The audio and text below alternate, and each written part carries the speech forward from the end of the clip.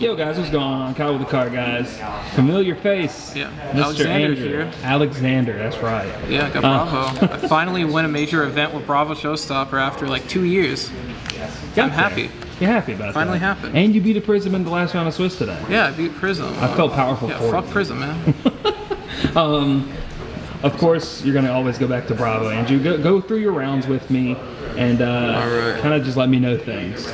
Alright, so round one we had Viscerai. Match was, I won at 19. I just was able to properly disrupt him and stop him from doing a bunch of things. That's your primary game plan into aggro decks. Viscerai is not a true aggro deck because rune chants are good. Yeah.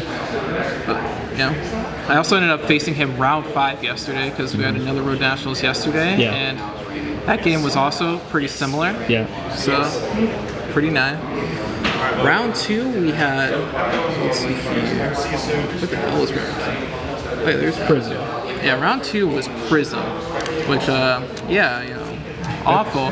Fun fact, this is the Prism that was 0-1. I was 1-0 at the time. I got paired down into Prism. There were only 2 Prisms at this event. Literally, like, the worst pairing I possibly could have had for this round. Hate it.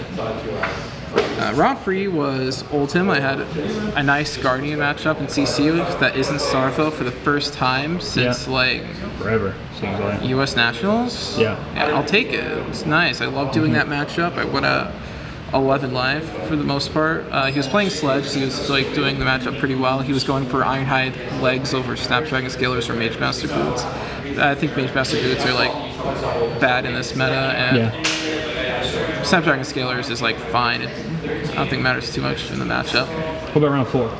Round 4 was Briar.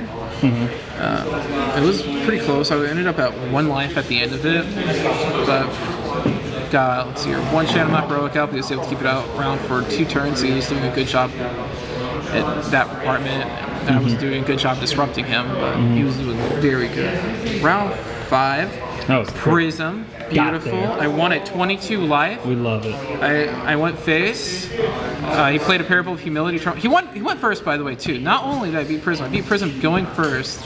I got turn 1 Aura. Like, it was Parable, so I had to like actually kill it, but I went like Visage, X equals free, go grab Showtime, go grab blue, who cares, blow up Parable, and then I proceeded to just not care about the auras for the rest of the game. And didn't he have like 2 or 3 mercifuls out at the end of the game, but he just couldn't kill you? Yeah. Fun fact: you have to not die for the merciful triggers to resolve. So I killed him before they resolved. We love that. That's fantastic. Yeah. And you got top 8. What was your top 8 match?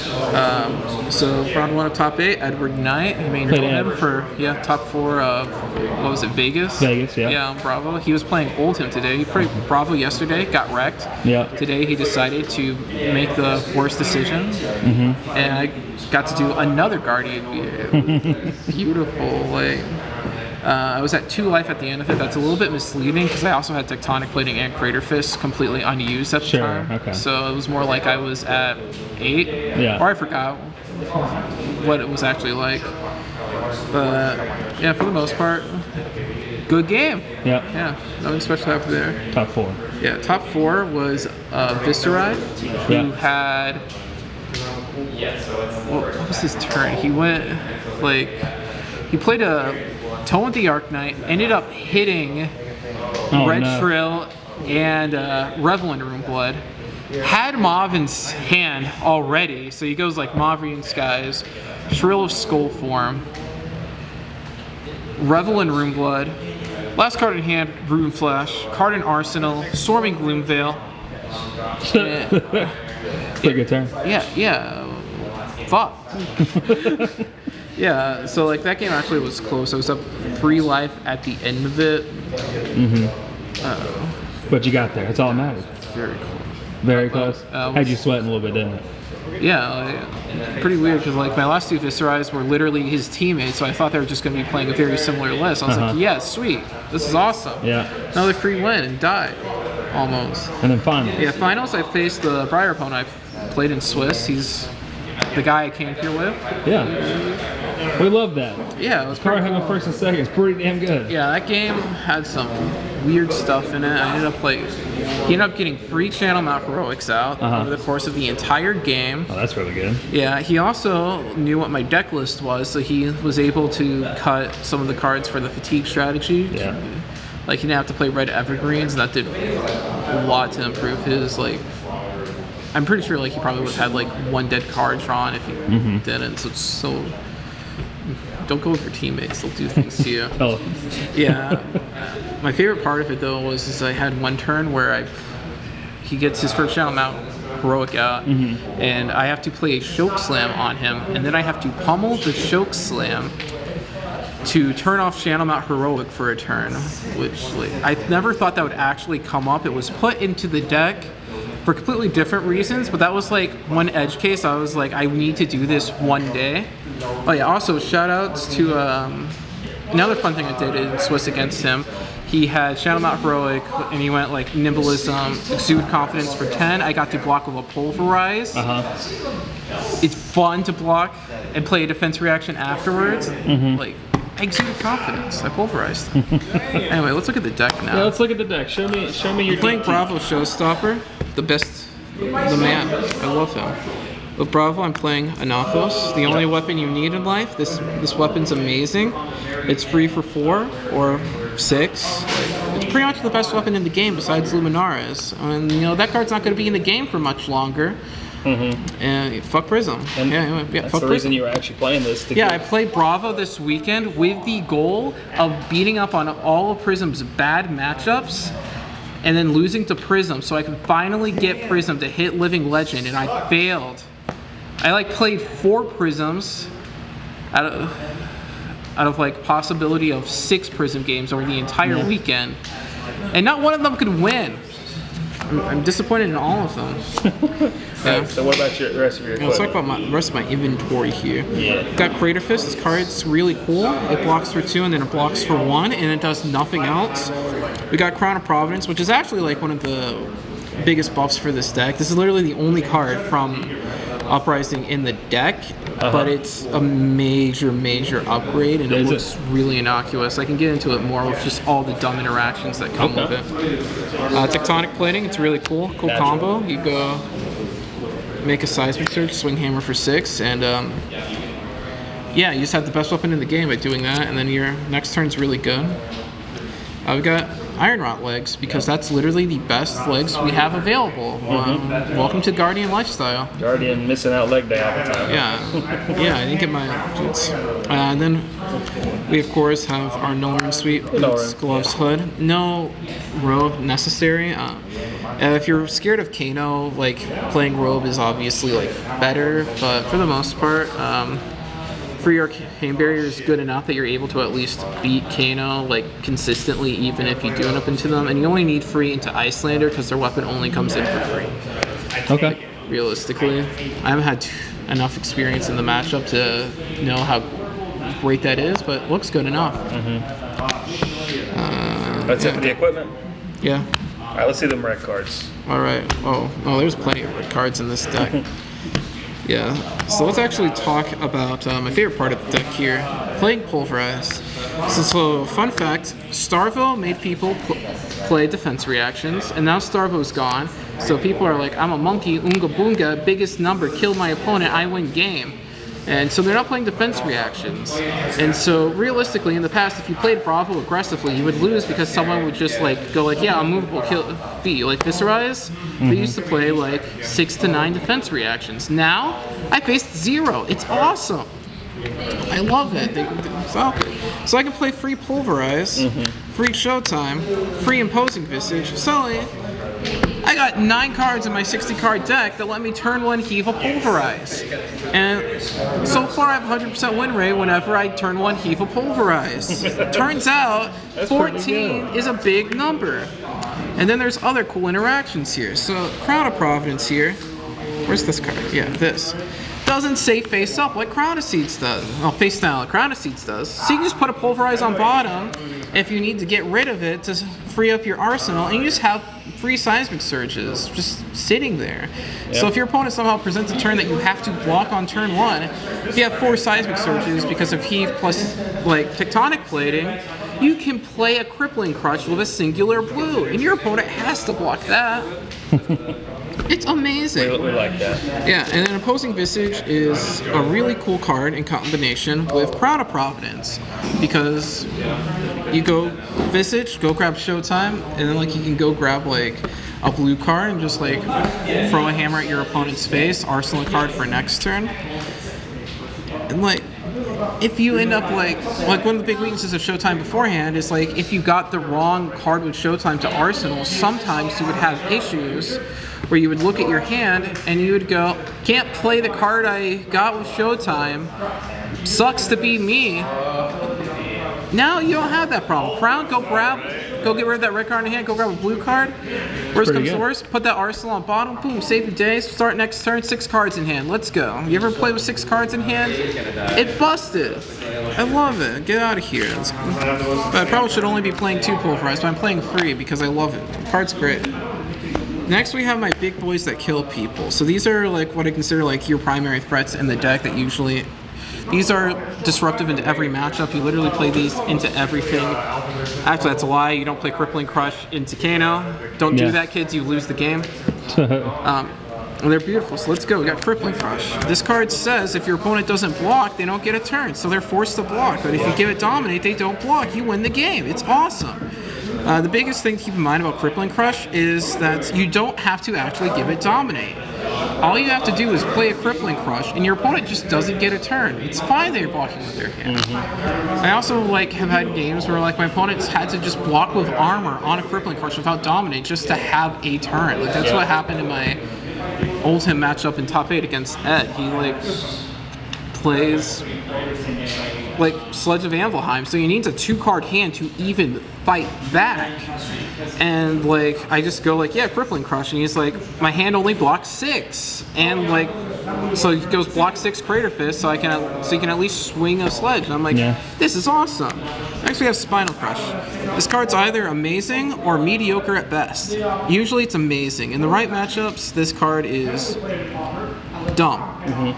Generally, like, it costs 5, so that means if you have a Surge, you can go Bravo into it. If you don't have a Surge, you can make a Surge and play it with a hand of 2 blues, which the deck plays 40-something blues, you have blues.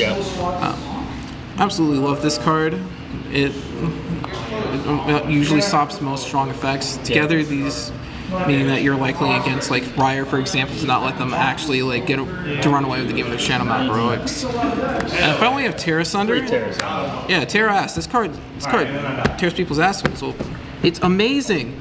Have you read this card? It's like, bro, where's the Naphos? There we go. But the Naphos is now 6 mana, resources, gotta use proper term. This becomes a 6 cost, 7 Dominate, on hit discard 2 cards. Crippling Crush requires your opponent to block 8 to stop them from discarding 2 cards. It's basically Crippling Crush, but it's blue.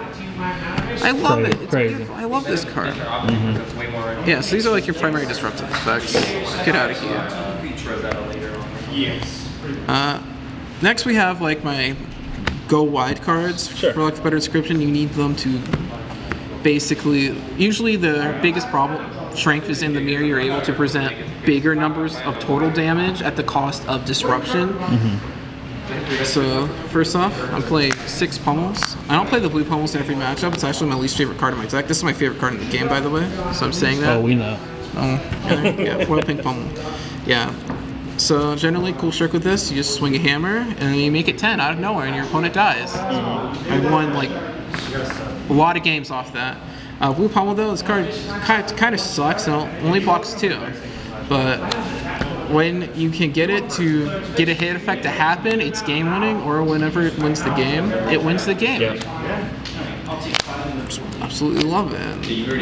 And another important thing to keep in mind is if you're able to hit this on an attack action card, force your opponent to discard a card, it might as well have like done like 3 more damage if they discarded like a free block attack or something like that. And then it also allows you to have like good disruption into certain decks. Like for example, into Phi, it lets you draw a hand of 4 blues that's still capable of disrupting your opponent.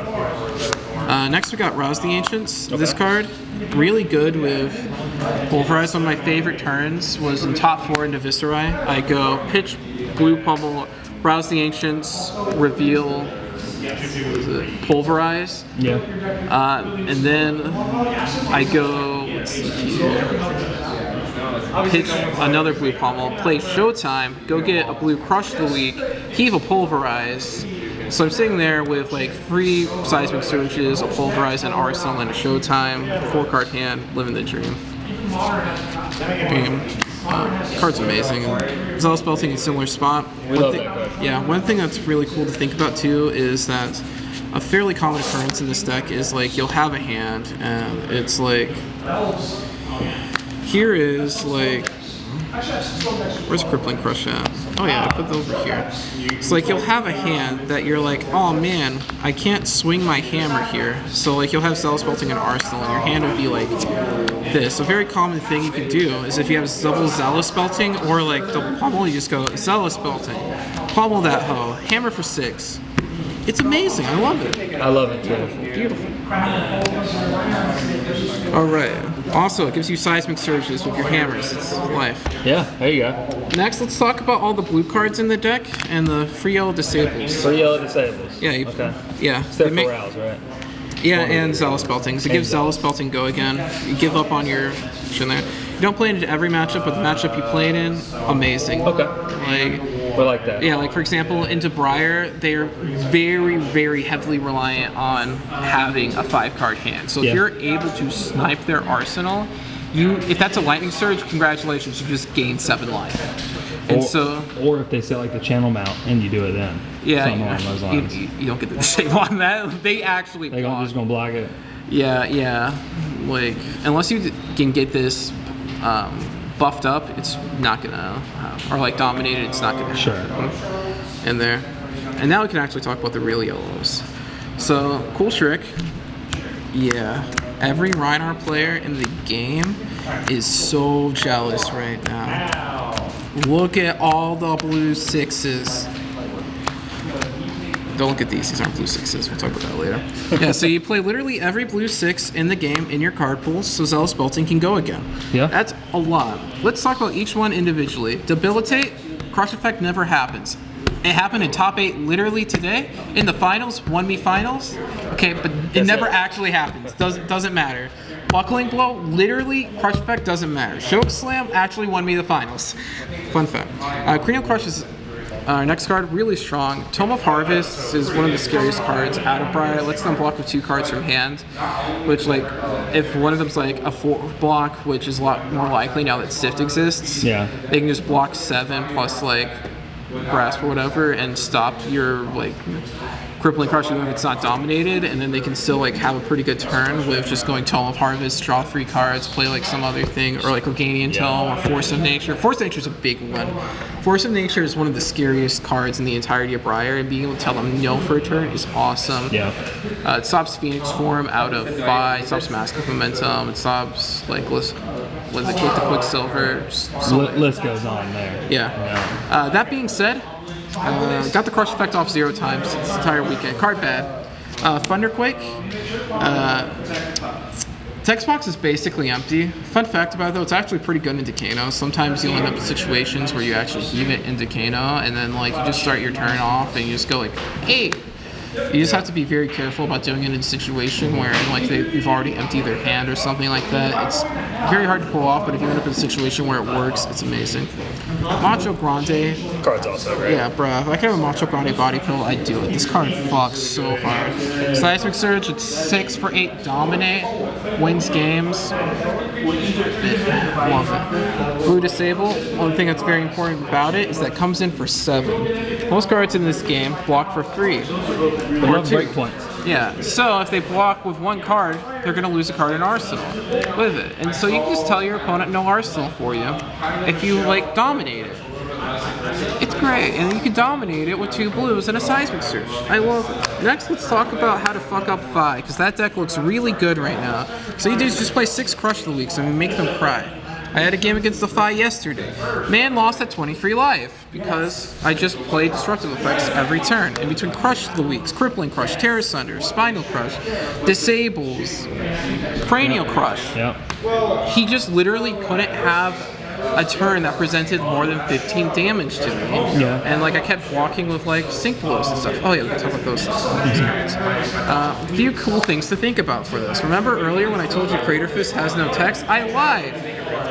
With this, it presents a breakpoint that forces your Fi opponent to block or not have a turn. Suddenly, you've just drawn a 4-card hand that's actually good. And you have all the tempo pretty much. Yeah, not to mention, like, it costs like only 6 resources to actually pull that off. So you can actually pitch a 4th blue, and suddenly now you're coming in for 7 Dominate with Spinal Surge and like, not Seismic Surge. And like, it feels awful, but guess what? You're winning the game, which it feels great. Yep. And then like, red one's obviously amazing whenever they come up. And then they have like their nice little phantasm popping uses too. What about the defense reactions and all that? Oh man, my favorite part of the deck. First off, we got free Sync Boil, free Fate for Seed. Yep. 0 for 4 block is the most busted thing in the game, and they let Briar have that for some reason. So I'm going to take as many of these as I can have. Fate for Seed also gets a ton better with Crown of Providence, being able to just peek at the card you're on top of your deck. Just being able to say, oh, if I block a Crown here, I get to like Spinal Crush. That's sweet. I love that. Yeah. And that blocks 4 nonsense.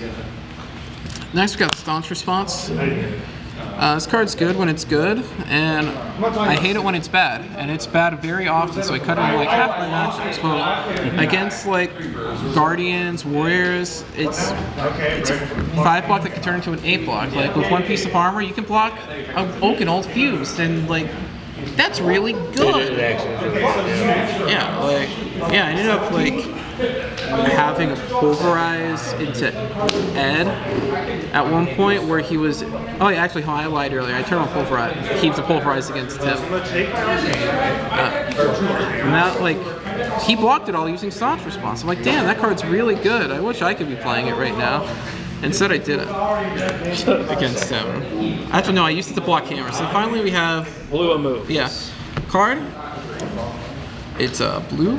It's got a free there, and it can make you block for 6 sometimes. Yep, you like this. I don't think I actually played it from Arsenal once today, which is surprising because normally I end up doing that a lot. But like when you face the like 0 Dorynthias, you face 0 Dorynthias. You face 0 Bravos, you face 0 Bravos. Yep. You just live with it and have a cool day. Andrew, congratulations on getting the win with Bravo. I know you've always wanted to do that. So Yeah. But yeah, that's pretty much it. We appreciate you showing us the deck, and of course we'll see you again very soon when you win another tournament sometime soon. Yeah, I'll probably see you on Tuesday. Yeah, probably. Awesome. Well, subscribe, leave a like, let us know what you think about the deck. Bravo's back, baby. Yeah.